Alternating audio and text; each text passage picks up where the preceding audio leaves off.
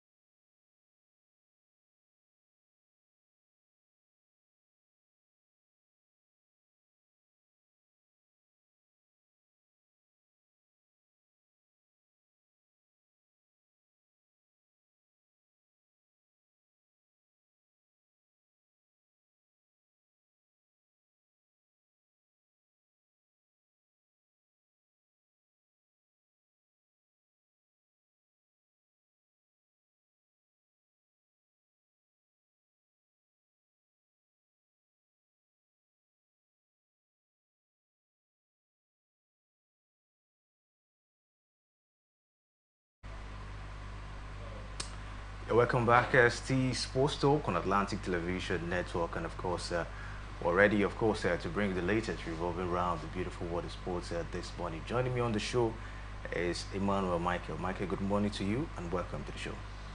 Yeah, a beautiful morning to you, and good morning to our viewers out there. All right, let's quickly start things this morning with the International Cricket Council, as Nigeria has been selected to host. Made a giant stride in terms of ensuring that we finish within the podium in any African Championship, then also doing pretty well in terms of global qualification of recent. So I think these are some of the criteria. Then some time ago, when some International Cricket Council members came to the country to actually see things for themselves and supervise some of the cricket qualifying competition that we actually hosted, it was all rosy. Pass mark was given to the Nigerian Cricket Federation. So these are some of the factors that have made it very possible for us to get that nod. And I think for me, it is a nice one, because when you get a chance, opportunity of hosting a world class championship, then one thing is certain, that you must, as a matter of must, improve on your facilities. You must be able to organize yourself properly. So I think it's more responsibility for us, but then it is a good one, because if we get to improve, it is also to our own good. So I think it's a nice one for we to get that nod. Do you have the necessary facilities on ground to host this particular one? From what we are seeing on ground, I think you have what it takes. Although I also listened to the president of the Nigerian Cricket Federation a few days ago, where he actually enumerated some of the steps that will be taken in order to also improve on some of the facilities that we have on ground ahead of the hosting of that International Cricket Championship. So we might not have 100% facilities on ground right now, but one thing very certain is that we have some, and there is this intention to improve on some of the ones that we have on ground. All right, let's see how this one, of course, will take center stage. Nigerian Cricket Federation, putting up a very impressive fit, this time, and we hope that, they continue in this particular form. Away from that, President of the Nigerian Wheelchair Basketball Federation, Shay Johnson, has praised the corporate social sagacity of its partners for its support to the growth of the sport in the country. Wheelchair basketball, which represents one of the fastest growing para sports in the country, has been boosted with the partnership and sponsorship of some well-meaning individuals and companies. The president of the federation added that they need more of such support from the corporate bodies to complement what the government is doing, especially when you look at the restructuring and revamping going on in Nigerian sport at the moment with the coming of the sports commission. Michael, what do you make of this word, coming from the Nigerian Wheelchair Basketball Federation president? For me, he's the chairperson of the federation, and a lot is expected of him. But a lot has been done as well in the Nigerian wheelchair basketball.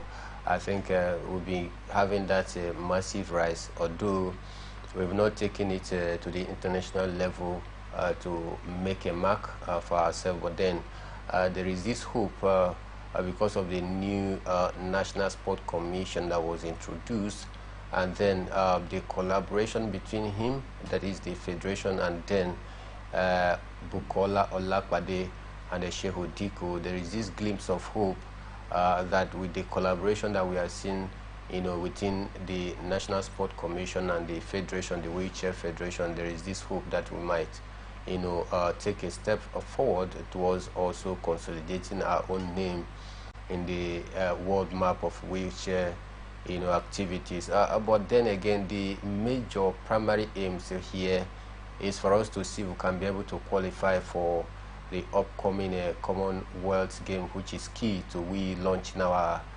presence at the global stage, which for me I think would be nice. So we'll just keep our fingers crossed, see how this very one pounds out. If this proper understanding, this unity, collaboration continue to exist, then I can assure you that the wheelchair federation can just get better. The president concluded by revealing that the Nigerian wheelchair basketball team has a very good chance of qualifying for its first ever Commonwealth Games in Glasgow next year, when the qualifiers hold later this year in South Africa. Of course, let's quickly move on as we take a look at some other interesting issues down here in the beautiful world of sport. This time, let's talk handball. As Nigeria's under-18 men's national handball team finished second at the 2025 International Handball Federation Intercontinental Trophy, which was concluded over the weekend. The hard-fighting and determined young Nigerian team lost to host Kosovo in the final after extra time, 30-34, at the Palace of Youth and Sports Pristina. In the year's competition, Kosovo and Nigeria were headed to the final, a rematch of the preliminary round encounter of the two sides when the hosts took a 30-37 win. And this time around, the match was even more balanced, with the lead changing hands 4 times in the first half until the two teams enter the break into a deadlock 13-13. USA finished third with a 36-34 win and a bronze medal match against Uzbekistan. This is also an impressive feat, of course, for the Nigerian handball team. What do you make of their performance in this competition? Credible. A pass mark for them. Such a world championship, we're able to. All right, Mike, at this point, I think we have to go on a short break. We will come back, of course, to take a look at that performance for Team Nigeria in the handball tournament. Stay with us.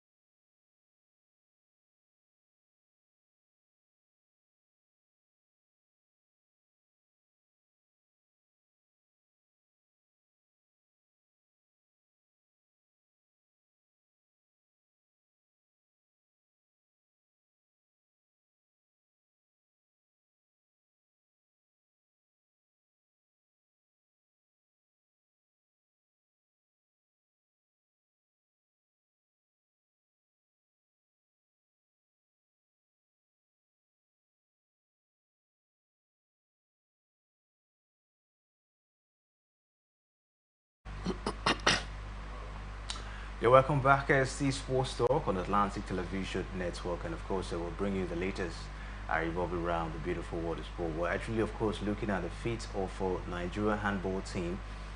This time, putting up, of course, a very, very impressive performance against Kosovo this time around. Michael, what do you make of the performance of the Nigerian handball team in the International Handball Federation Championship?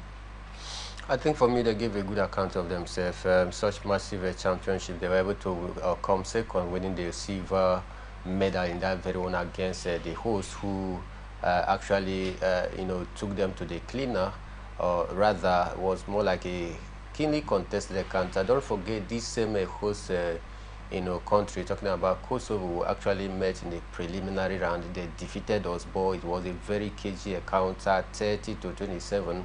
In the final against same team that we met in the preliminary stage, it wasn't going to be an easy one, and that is why there was more like a back and forth, struggle to see who reigns supreme in that very one. But then the brilliance of the team Nigeria couldn't help us win that very one, as we lost narrowly to the host country. But then not a bad outing for us. Even big name countries such as United States of America even finished behind Team Nigeria, who finished third, and we finished second. So for me, I think it's not a bad outing for us.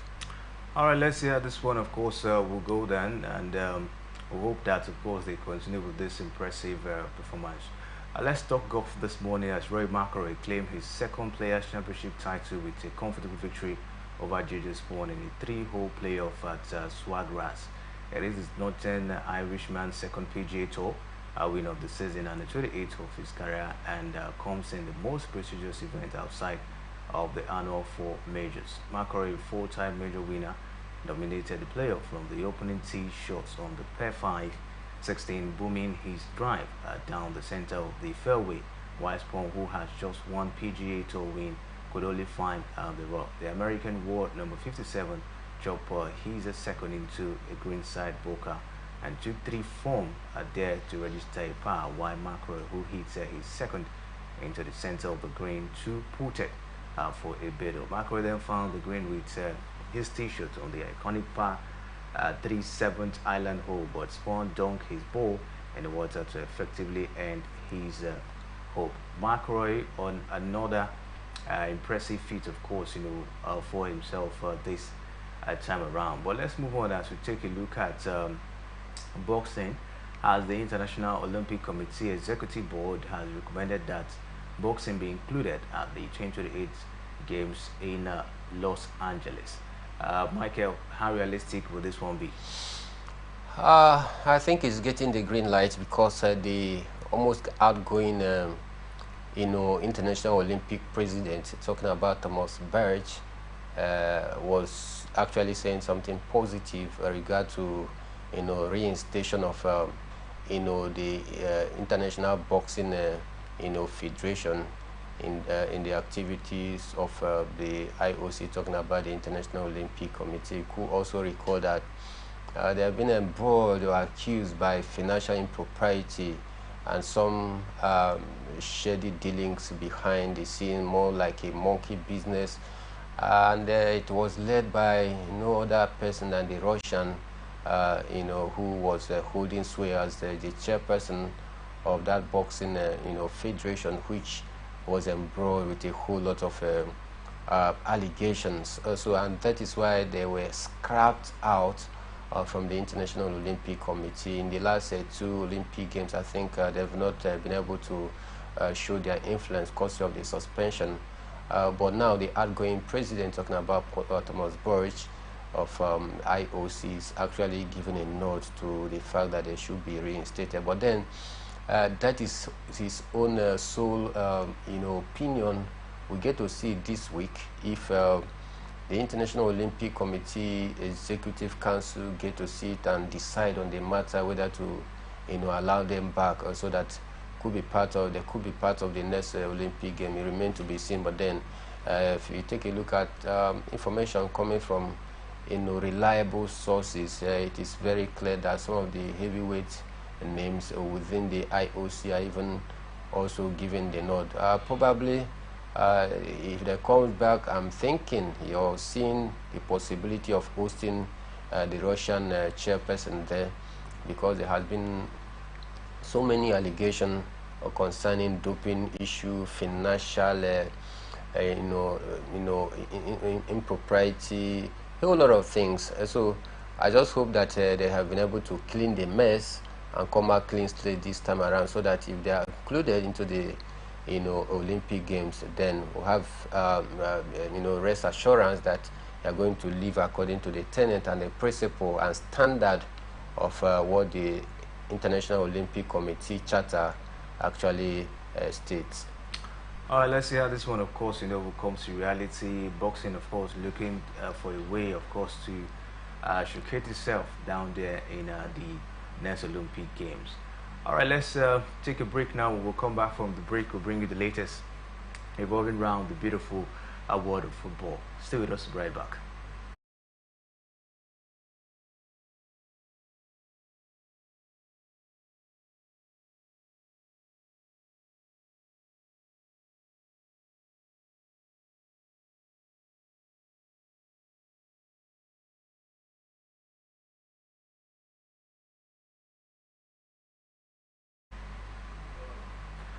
Yeah, welcome back. Steve Sports Talk on Atlantic Television Network, and of course, it's time for we to talk football on the show. And we start from the Nigeria Nationwide League. In a groundbreaking move, the Nationwide League One has upgraded its website with a face identification application, the first in Nigeria's football ecosystem. According to Olushola Ogunowo, the Chief Operating Officer of the NNO, the face identity feature on the website has become essential for protecting players' data.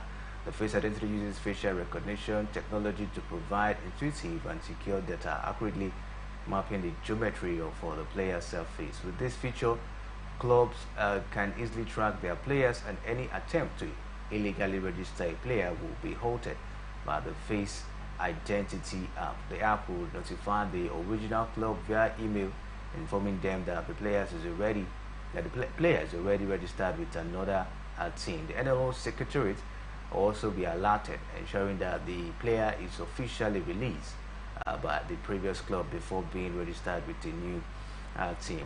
What do you make of this development in the Nationwide League down here in Nigeria? I think for me it's a cheery news. This is what we expect to see in the world of football, especially in this part of the climb where it looks as though the technological, advancement that is not, hitting us here hard, more like the European scene where they try to utilize every necessary technological advancement to improve the course of the game in order to stop or halt some fraudulent activities and cheating and all of that. And that is why, because of the lack of proper use or adoption of the technological advanced system right here in Africa, you discover that a player in Club A could just pick his or her bag any day and move away from the club without notifying the club, even when he or she is still very much committed contract-wise with Club A. He leaves to go and join possibly another club, or Club B or Club C, and it makes it so difficult because without the app, there is no way a Club B that was trying to buy such a player could know that that player is officially registered and has a running contract, with Club A.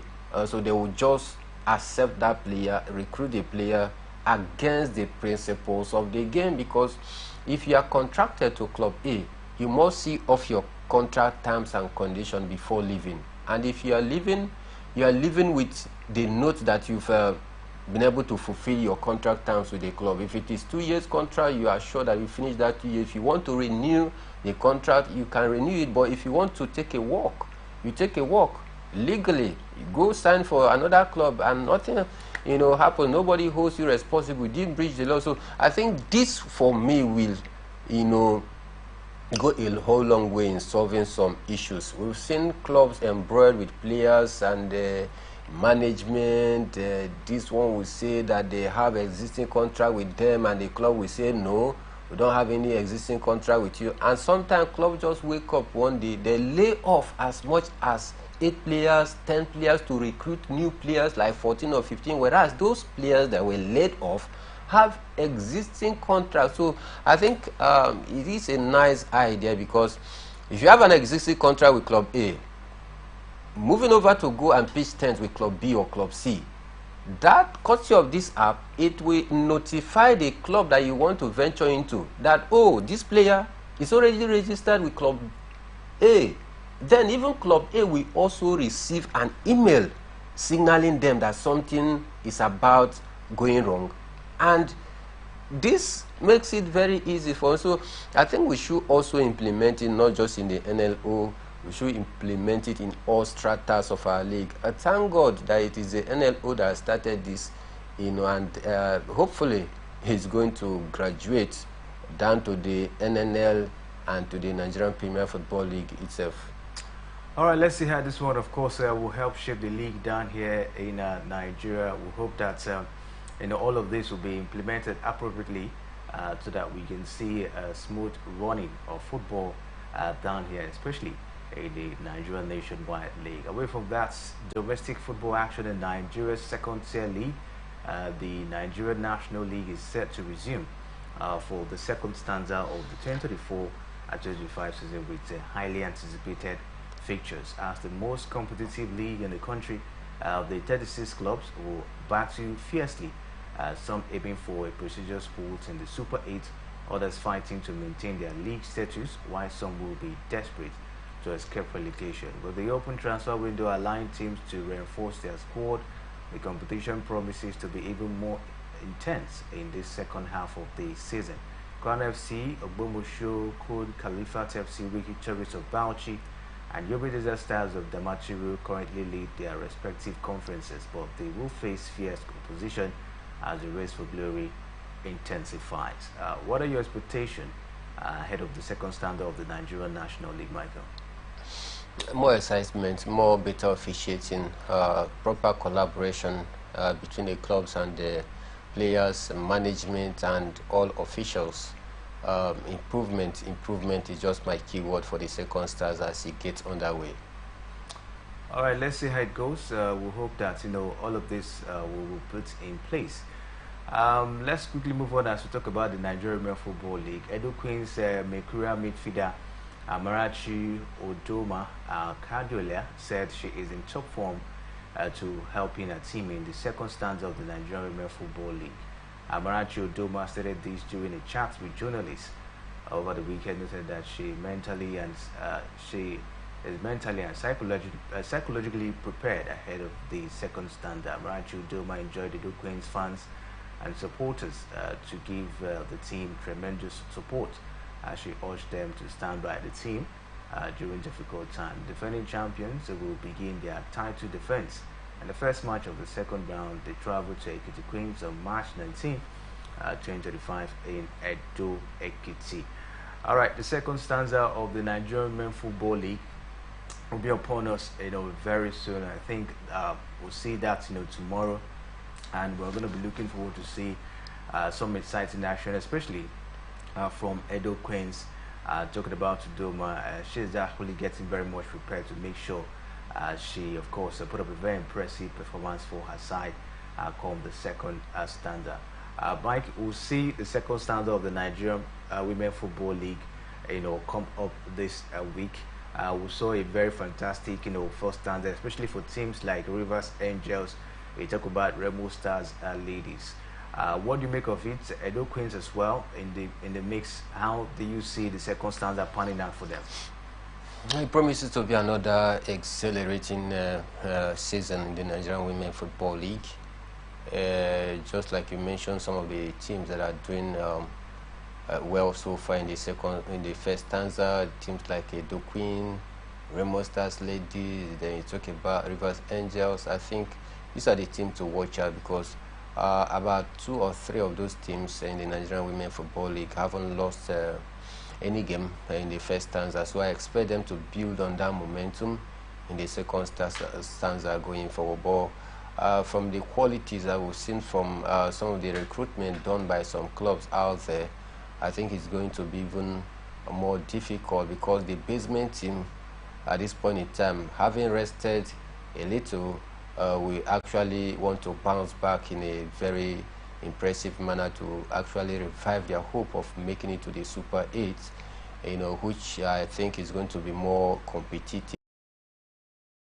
Cross, hoping to see the best of the Nigerian Women Football League, especially in this second stanza. But I'm actually, drumming support for teams like Remo Stars Ladies. Then you talk about Rivers Angels, because I think for me this season so far, they've proved to be, two of the best teams presently as we speak. And if Remo Stars Lady could, make it to the Super 8, possibly win the title, I think it's going to be a massive season for them, because don't forget their male counterpart, Remo Stars FC, is also doing pretty well, topping the league. So it will be very big milestone if their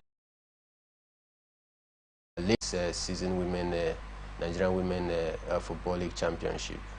Let's see, of course, the second stanza of the Nigerian Women Football League will pan out this time around. Let's move on as we take a look at the MPFL. Sunshine Stars and Plateau United battle to retreating 2-2 draw in their Nigerian Premier Football League March 29 encounter in Ikenne. Over yesterday, Plateau United stunned the home fans with Victor Temitokwe handing them the lead after 8 minutes. Sunshine Stars equalized 10 minutes later through Stephen Chukwudi. The visitors regained the lead on the hour mark, courtesy of Sabat Manchester's superb strike. Anthony Nwadioha scored an own goal in the 67 minutes. The instructions to Stars and the share of for the sports. Still talking about the MPFL, Shooting Stars technical advisor Benga Ogunbute has declared his team's intention to keep pushing for a. The Ibadan club suffered a disappointing 2-0 loss to Aqua United at the Goslar Pavio International Stadium in Uyo over the weekend. Ogunbute side are now winless in their last 7 league outings, and the Oloyele Warriors also dropped to 6th position on the log following the defeat. What could be happening to Benga Ogunbute's side? Talking about Shooting Stars, winless in about 7 games now. It is part of the game. Their blip in form is not surprising, because we've seen top teams even in Europe also at some point in the season drop their form. We talked about Manchester City the other day, where they suffered one of the worst form in their career in the history of Pep Guardiola as a manager since he started his managerial career, down from the La Masia product down to the main team, talking about Barca, Manchester City. This season is the worst season for Pep Guardiola, because of the number of losses suffered so far by Manchester City. So it is not surprising that teams at some point in the season get to lose their form, and will begin to ask why. They are humans, they can't always get it 100% correct. AC Milan as well has suffered same blip in form at some point in the season for the Italian Serie A. So it is just traditional, but beyond that is the ability of that team and the coach to find some strength in some positivity and bounce back to winning ways is key. This is a very crucial moment in the league with few games to go, and I think the coach actually knows what is at stake, fighting for that continental ticket. They are seated 6th right now. If they turn things around for good, I can assure you, maybe just maybe they can qualify for European, continental sport. But then it's been a very difficult season for them in the last 6 games that I've played so far. So I hope to see them reviving that, hope again, bringing back that fire that actually started early in the season, that actually pushed them at some point. They were in contention for a top 4 finish, because at some point in the season they were seated 4th to 5th, even 3rd before being deposed out of the top 4. So I possibly see them, if all effort is put towards ensuring that they finish very strong, they might still possibly finish within the top 4 spots. Let's see how this one, of course, will go down, for Benga Agumbate and his side. We hope, of course, they, look forward to see how to get this one. Really much intense at this point in time. Well, we hope they get the best of results going forward. Away from the MPFL, Nigeria's Flying Eagles have secured their place in the final qualifying round of the 2025 Under-17 Women's World Cup qualifiers, where they will face Algeria. The Flying Eagles advanced after a dominant 5-1 aggregate victory over South Africa's Botswana. Meanwhile, Nigeria broke their sports by defeating Botswana 5-2 on aggregate, sealing the deal with a commanding 4-0 win in the second leg. With Morocco hosting the tournament, 4 additional teams from Africa will qualify to join them in the competition. Impressive one for Flying Eagles, all for Nigeria down there.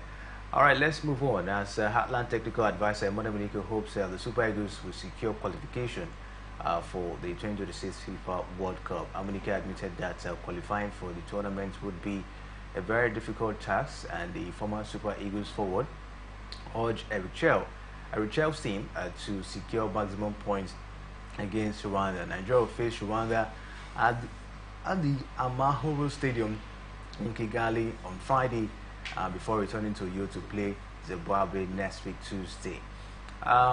Michael, what do you make of Amunike talking about his opinion on the Super Eagles of Nigeria qualifying for the World Cup? The opinion of Emmanuel Amunike is the opinion of, if not all Nigerians, the rallying cry behind the team and the need for them to qualify for the World Cup. I think that is the opinion of most Nigerians out there. We should do everything possible, that the team should do everything possible to ensure that at least they'll qualify for the World Cup. But then his statement is coming at the back heel of, our build-up qualifying games against Rwanda away, and this is what has engineered this rallying call from all quarters, admonishing the Super Eagles to go all out for victory, at least get the first 3 points and see how we can build on from there.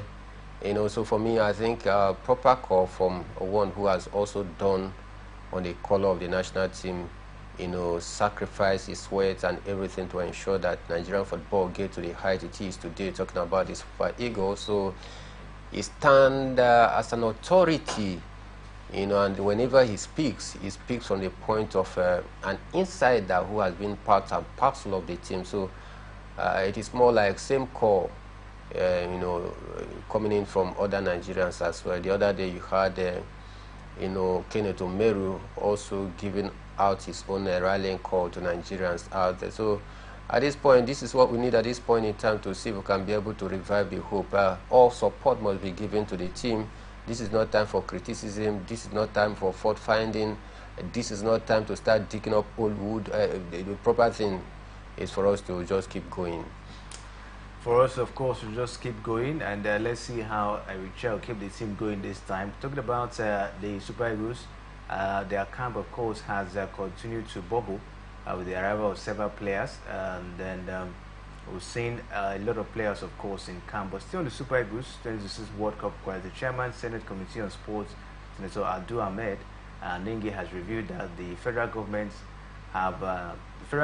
having invested huge amounts in sport development 2025, but there should be stimulants for the players of Super Eagles to pay back with a World Cup ticket. The senator representing Bounty Central Senatorial District said the federal government, under the leadership of President Bola Ahmed Tinubu, has done well by investing huge amounts of money in sport development, and the only way to pay back is to come back with the World Cup ticket.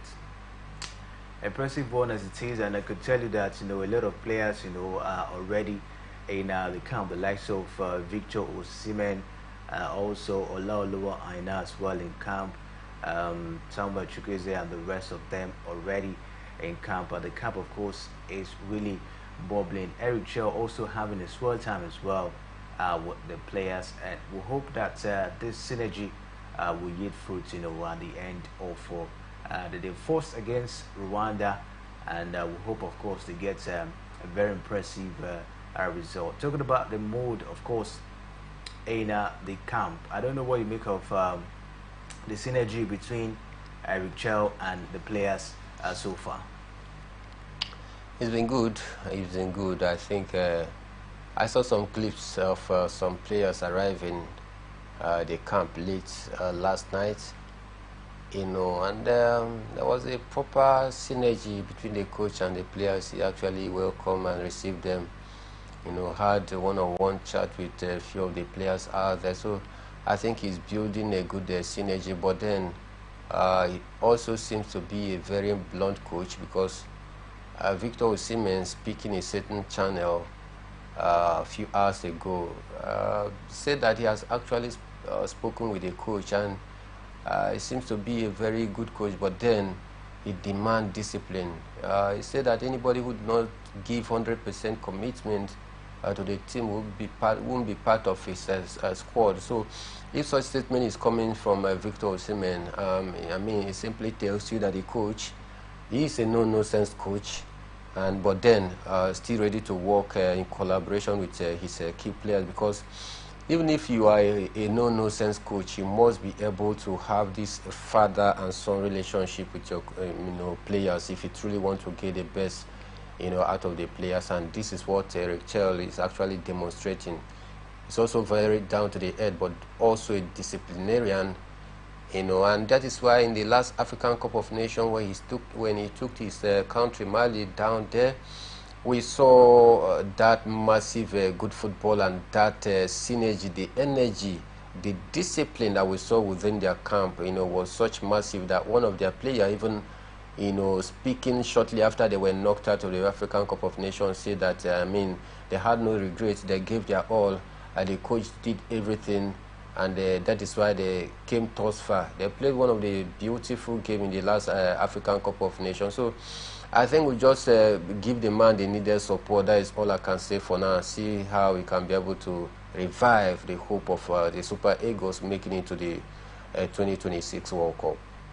All right, still talking about the Super Eagles, the Ibrahim Musa Gusau-led NFF administration has secured full support of FIFA in area of funding and sharing of expertise as it embark on audacious construction of players' hostel and new training pitches in effort to set up a proper technical center for Nigeria.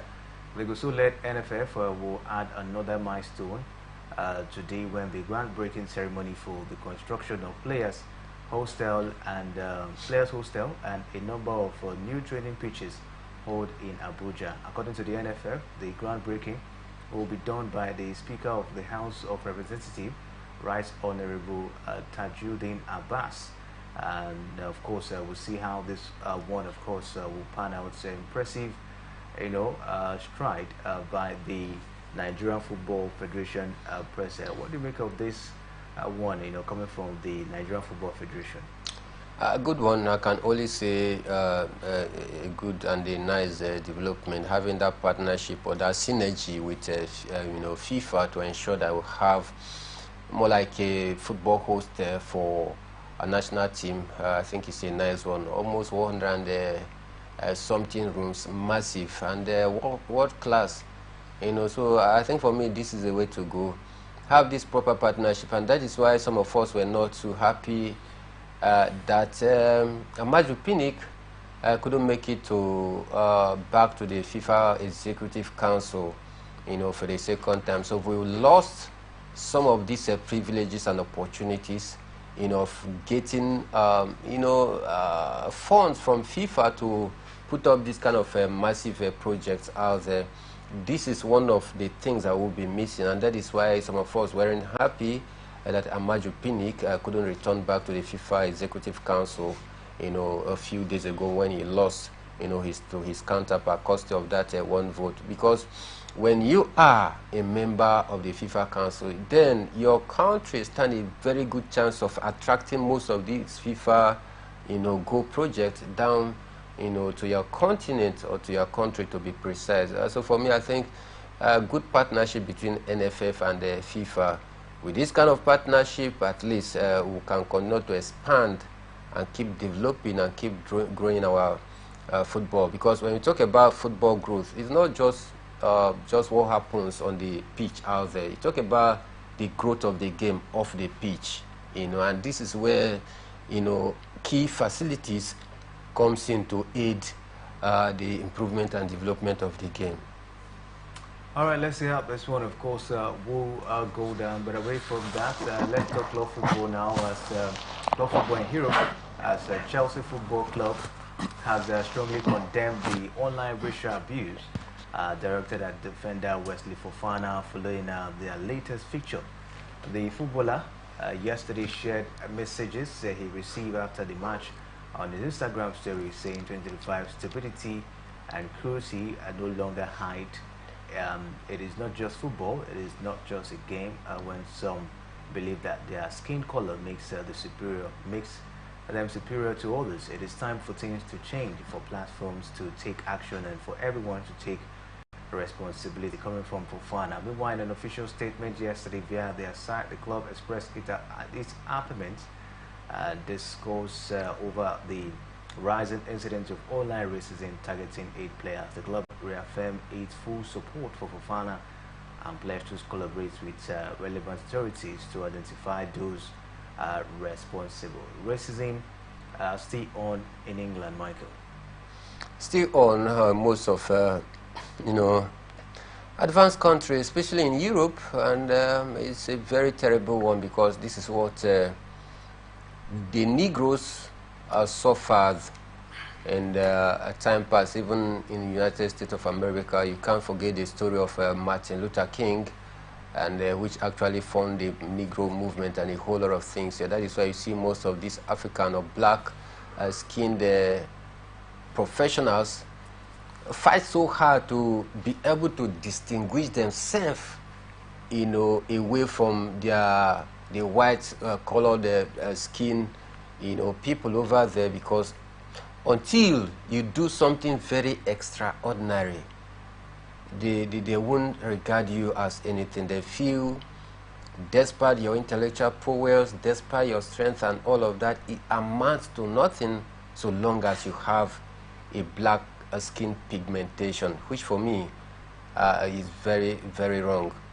God created everybody equal, and decided to make you white skin, this one black skin, but you were all created by same God. So I think it's quite appalling that after so many years of this fight of trying to see if they can stand down, we still see some sketches or handful of this issue of racism still popping up here and there. You can't forget the La Liga incident with Vinicius Jr. and all of that, a whole lot of things. I think for me, this is not the right way to go.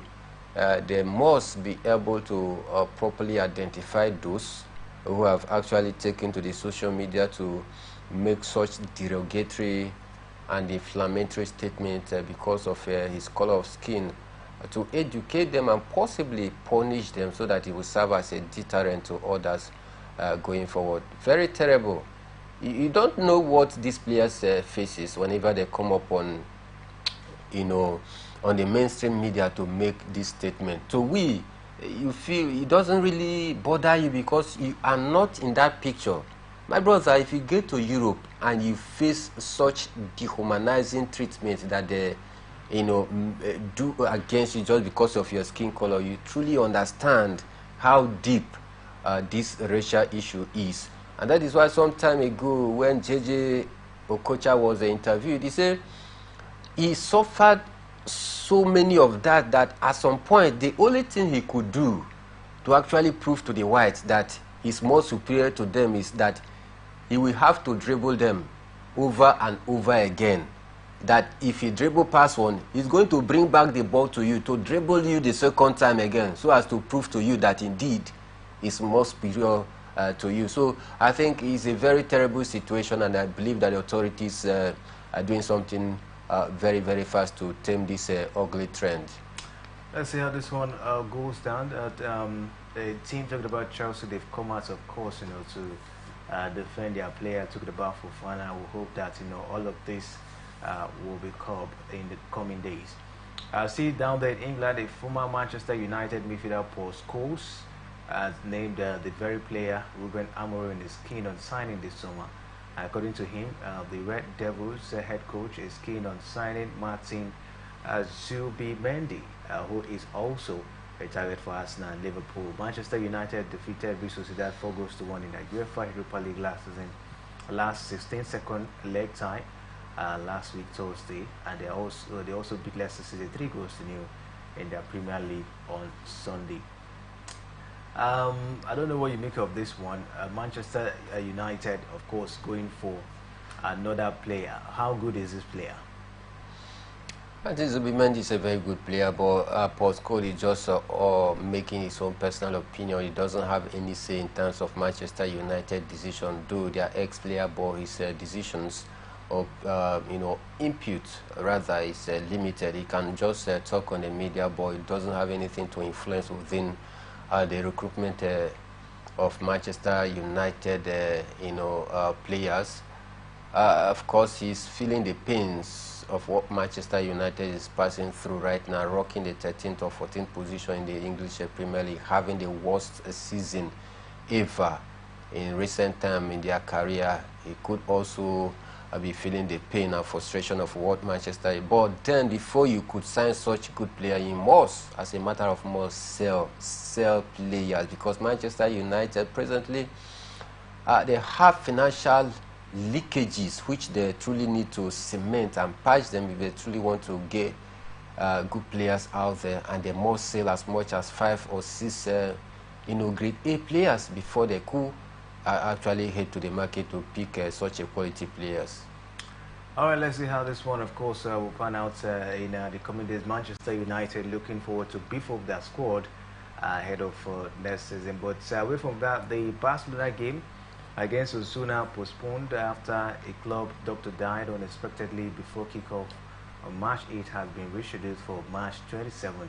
The Spanish Football Association said yesterday, although the Catalan club is reportedly unhappy with the decision, the club said at the time that Carlos Minaro, the first team doctor, unexpectedly passed away shortly before the home game against Osasuna. According to local media, Barca considering an appeal against the dates which immediately follows the international break. They are reportedly arguing that some of their players, such as Brazilian Rafinha and Uruguayan Ronald Araujo, are due to play with their national teams in South America 2 days earlier and will not have time to return to Barcelona.